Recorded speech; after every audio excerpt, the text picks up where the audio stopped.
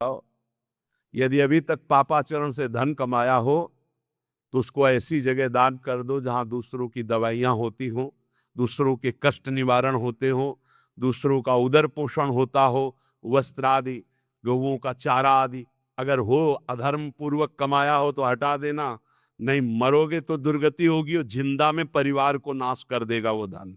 लिख लो हमारे शब्द, जिंदा में जिनके लिए तुम एकत्रित किया उनका नाश करेगा, बुद्धि का नाश, स्वास्थ्य का नाश, तांडव मचाएगा घर में अधर्म का धन, और मरोगे तब कह रहे कि तुम्हारी दुर्गति कर देगा। वही अधर्म का कमाया धन या बैंक में रह जाएगा, उसका कमाने का जो कर्म था वो तुम्हारी दुर्गति कर देगा।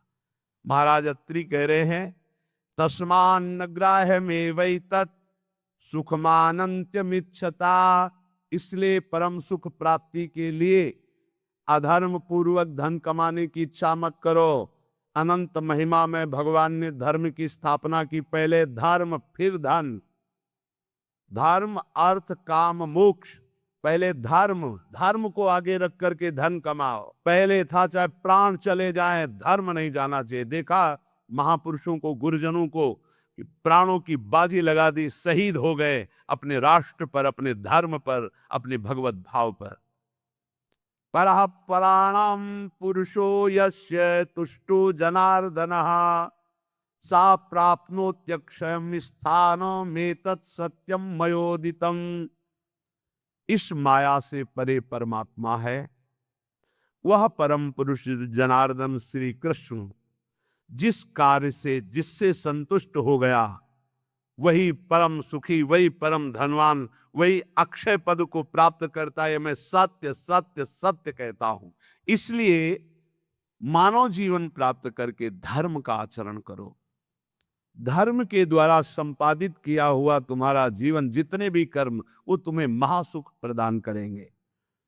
ना गुणान गुणिनो हंति स्तौति मंद गुणानपि नान्य दोषेषु रमते सानसूय करना। किसी के गुणों का खंडन मत करो, और जब किसी के दोषों की चर्चा होने लगे तो कान में अंगुली डाल के वहां से चले जाओ। जब किसी की महिमा गाई जा रही हो तो आनंदित होकर सुनो, भगवान की विभूति है जिसका वर्णन हो रहा है। लेकिन जब किसी की निंदा की जा रही हो तो कान में अंगुली डाल के उस सभा से निकल जाओ, क्योंकि सभा में जो जो बैठा होगा उसको सबको पाप लगेगा। द्रौपदी जी को निर्वस्त्र करने का आदेश दुर्योधन ने दिया, उठ के चले जाना चाहिए। भीष्म जी को, द्रोणाचार्य जी को, अश्वत्थामा जी को, इन बड़े बड़े महापुरुषों को नहीं गए ना, नहीं रोका ना। कुछ भी हो, अगर भीष्म जी खड़े हो जाते तो किसी की ताकत थी बोले, परिणाम क्या हुआ? भगवान ने सबको मार के गिरवा दिया, सबको दंड भोगना पड़ा। जिस सभा में शास्त्र निंदा हो रही हो, संत निंदा हो रही, भगवत भक्त निंदा हो रही, धर्म की निंदा हो रही हो, आपकी सामर्थ्य है तो उसकी जबान बंद कर दो, नहीं तो कान में अंगुली डाल उठ के चले जाओ। उत्तम बात यही, कान में अंगुली डाल उठ के चले जाओ, क्योंकि सामर्थ्य की बात कानून विरुद्ध हो जाएगी। कुछ भी करना कानून के विरुद्ध होगा। परस्मिन बंधु वर्गे वा मित्रे द्वेषे रिपौ तथा आपन्ने रक्षितव्यम तु दयैषा परिकीर्तिताः।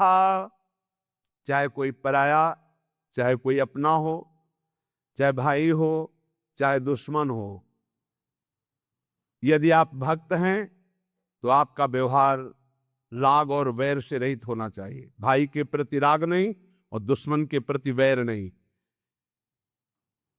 अगर भारी विपत्ति में भाई फंस जाए तो हम कैसे करेंगे उसकी दुख निवृत्ति? ऐसे अगर दुश्मन भी फंस जाए तो हम उसकी दुख निवृत्ति का कार्य करेंगे। दुश्मन है, वो हमें गाली देता है, अपमानित करता है, हमारा बुरा चाहता है, लेकिन हम उसका मंगल चाहेंगे, बोले उसे भक्त कहते हैं। उसे कहते हैं वो राग द्वेष रहित भगवान का भक्त जो दयावान है। आन संशयम क्षमा सत्य महिंसा दान मार्जवम प्रीति प्रसादो माधुर्यम मार्दवम च यमादस। यम और नियम ये जिसके जीवन में होते हैं वो बहुत दैवी संपदावान माना जाता है, भागवतिक माना जाता है। यम किसे कहते हैं? ये 10 होते हैं, यम 10 और नियम 10 होते हैं। यम पहला है आनशंसम, अक्रूरता। किसी के प्रति भी क्रूर वचन, क्रूर व्यवहार बिल्कुल नहीं होना चाहिए। क्रूरता तब आती है जब हमारे विपरीत कोई व्यवहार करता है, तब उसके बोलने की क्रूरता हो जाती है, चेष्टा में क्रूरता हो जाती है, हृदय में क्रूरता हो जाती है। अचानक आक्रमण होता है,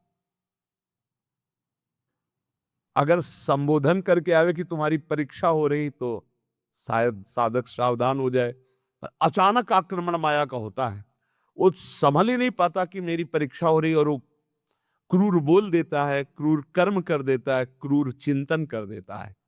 इसका मतलब यम कमजोर है, यम नियम में वो कमजोर है।